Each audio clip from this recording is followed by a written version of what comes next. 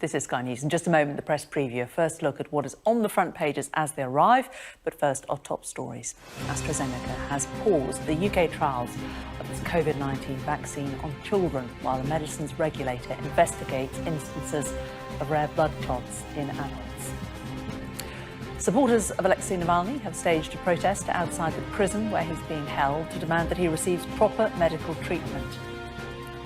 And authorities in northern Thailand are battling to contain hundreds of wildfires which are poisoning the air with toxic fumes.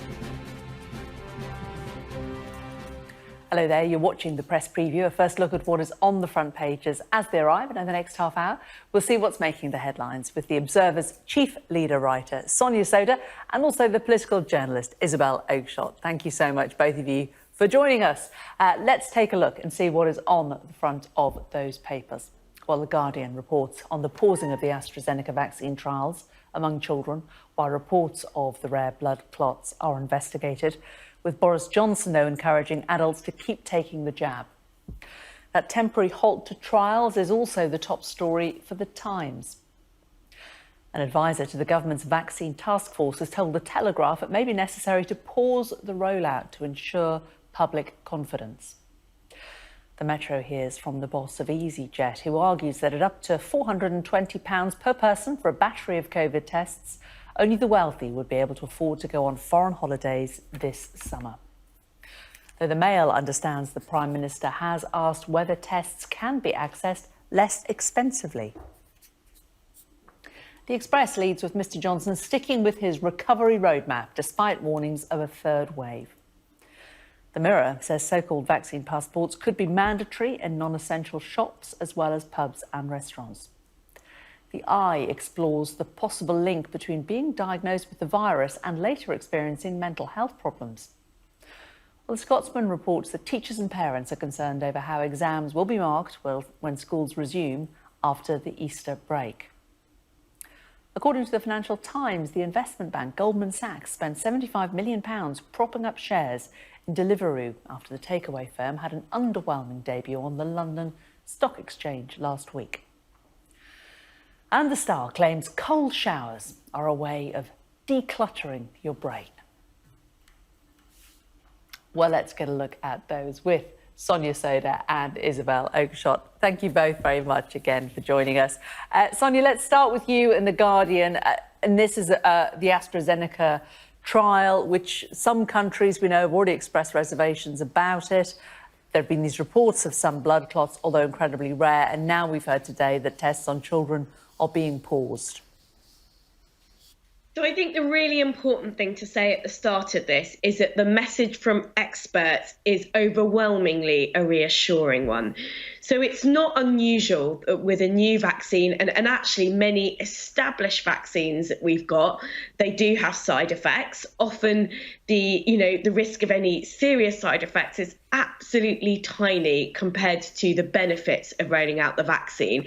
And that certainly looks to be the case with the AstraZeneca vaccine. So while there have been some incidents of kind of serious clotting disorders, they are incredibly rare. They've been very rare here in the UK, very rare in the continent. Now, of course, it is right that any potential link between the vaccine and these vanishingly rare incidents is investigated by health authorities. But our health regulator, the MHRA, other health regulators around the world, indeed the World Health Organization, has been clear that the benefits of rolling out at the moment far outweigh any tiny risk, and it's a really vanishingly small risk that the vaccine may pose. So I think that is the first really important context for this. That said, there are paediatric trials ongoing of the AstraZeneca vaccine, and they've been paused as a precaution, as you would expect, really, while any potential links with clotting are being investigated. And, that is very much an uber precautionary approach. It's reassuring, but I don't think anyone needs to be worried about getting the AstraZeneca jab. Isabel, I mean, that is one view, isn't it, that nobody should be worried. But at the same time, if we take a look at the front of the Daily Telegraph, one of the government's advisors is saying that we should pause jabs for the young until safety is certain. But also, we're hearing that actually that this whole concept that the whole thing should be paused. I mean, What are your thoughts? Well, my thoughts are that firstly, I agree with everything Sonia said, unusually, about the needing to look at this in proportion and the vanishingly low risk of suffering these very serious side effects. I think the statistics I've looked at suggest as few as 1 in 2.5 million might be affected by this very nasty side effect. And that is less than some very nasty side effects, for example, from the seasonal flu jab.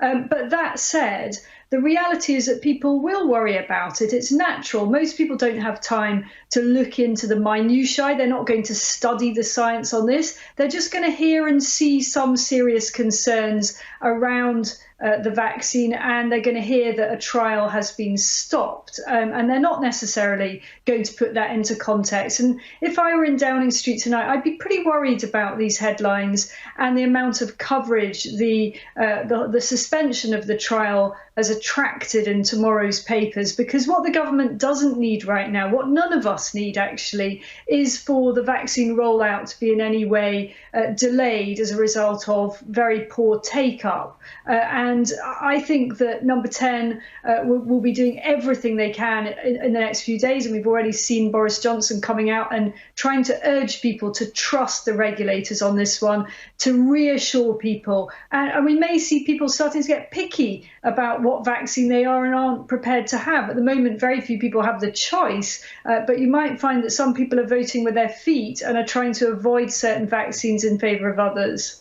I mean, Sonia, is this a real concern, do you think? Because the majority of people, the people in that first tranche of 9 groups that the government said that they wanted to get vaccinated quickly, will have already had a first jab of one of whichever vaccine.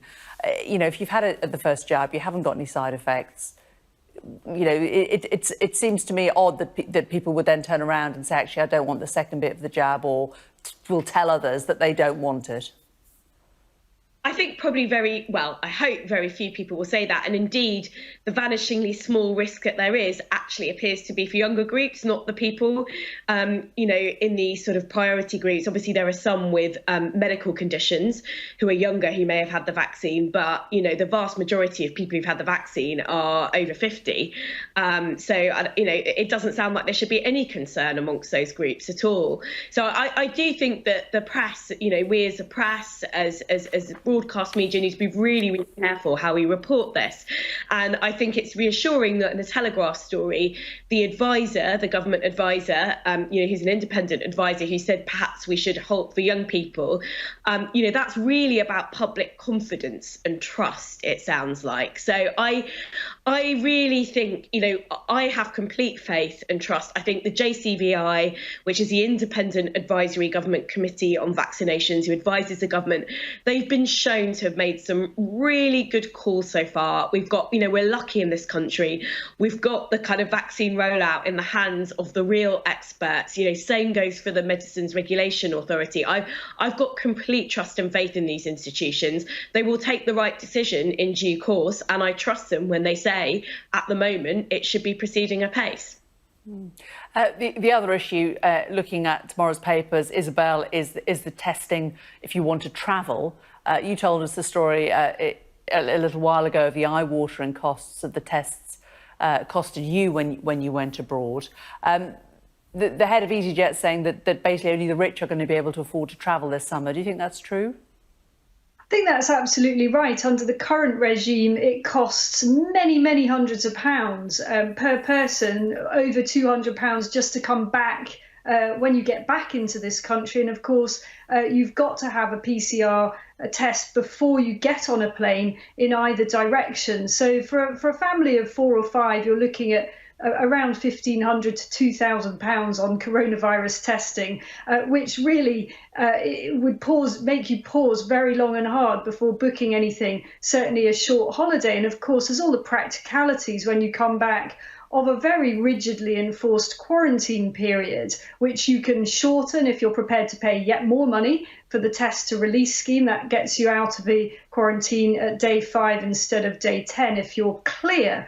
But all of this is immensely off-putting, and I think it's probably unrealistic for most people to go abroad this summer. Highly risky still that the government will change the status of a country that you might have booked to go on holiday to, even if you've got over the fact you're going to have to spend all this money. At the last minute, you may find that your country has been moved into a category which requires longer quarantine. So I think the government has left it too late on freeing up international travel. The messages that are going out are really, very unfortunately, very mixed messages. And personally, I won't be booking any fancy foreign holidays this summer.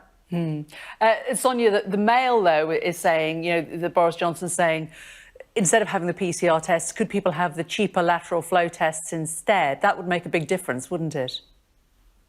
I think we've got to be really careful, actually. And I think the travel industry is lobbying for cheaper lateral flow tests to be used instead of the gold standard PCR tests. But, the cheaper tests are not designed to keep out variants of this country. And I think we have to be very, very careful here. The vaccine programme is going really well. We're ahead of a lot of the world in terms of rolling it out. The big threat to us, though, would be if a new vaccine resistant variant comes into this country or indeed develops in this country. And, the risks of that are very real. And so it's a balance of risks, isn't it? Would you rather forego your summer holiday? And I know for some people that's more difficult because it's not just a holiday, it's actually visiting parents or partners or children abroad, for example. But would you rather forego that and be on the safe side and avoid, the need for more social restrictions, a potential third wave later down the line? Or do you want to take that risk? I actually think most people would rather play it safe. And so I think it's fine that there are really stringent testing requirements, etc. I think most people, I certainly won't be going on holiday. £400 is too much for me, really. And I think it will be for a lot of people. But I do think that it's better to forego the summer holiday, play it safe and be able to get back to normal more quickly here in the UK. Well, coming up after the break. Go on, Isabel, quickly.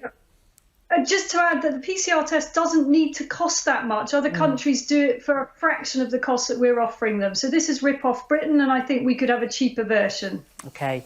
We're also going to be talking after the break about whether it might be necessary to have the so-called COVID passport. Not even going abroad, just to enter the pub and non-essential shops. We're going to discuss that next.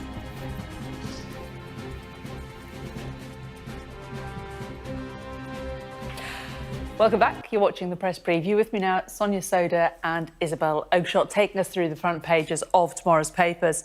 And we're starting this section with the front of the Mirror. Isabel, this is about COVID passports, potentially for shops. Retailers are not very happy about this idea at all.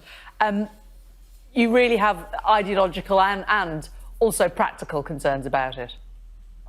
I do, but I think the key word there in your introduction is potentially. So a number of papers have run with this story of the possibility of vaccine passports being required for entry into shops, not just clearly not for supermarkets, but for other shops. And having looked at the detail of this, the story is hooked on the fact that the Prime Minister's spokesman didn't rule it out, which is certainly enough to justify those headlines. But I do think it's a step too far, even for Number 10 in their current overzealous mode. And I suspect perhaps what's happening here is that either a Number 10 spokesman misspoke and didn't really foresee these headlines, or alternatively that the government is sort of softening it up and trying to float a number of truly ridiculous and over radical ideas in the hope that we will feel very grateful when they tone it down. And in fact, we're only required to have these passports for example, events like in sports stadiums and theatres.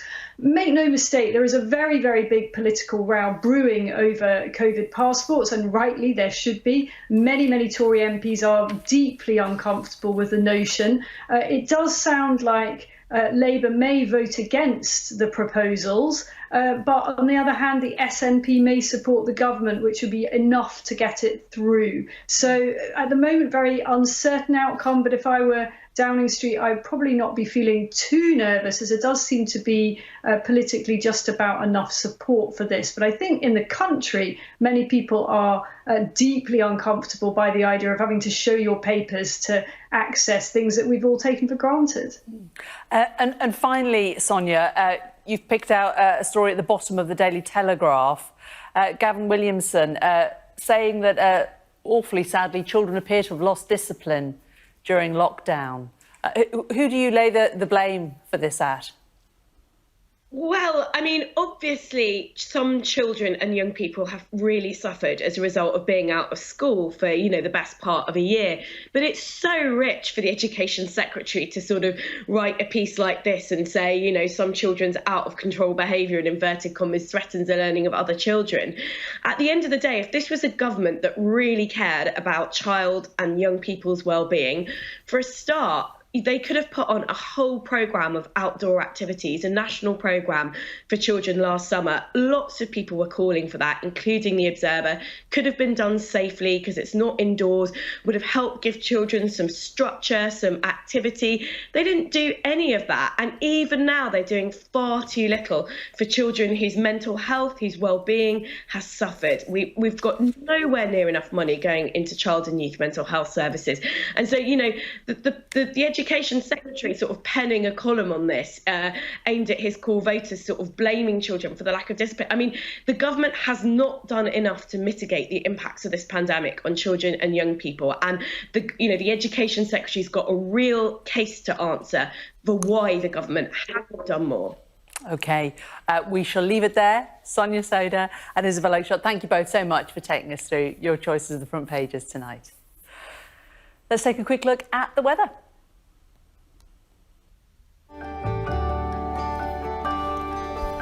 Look forward to brighter skies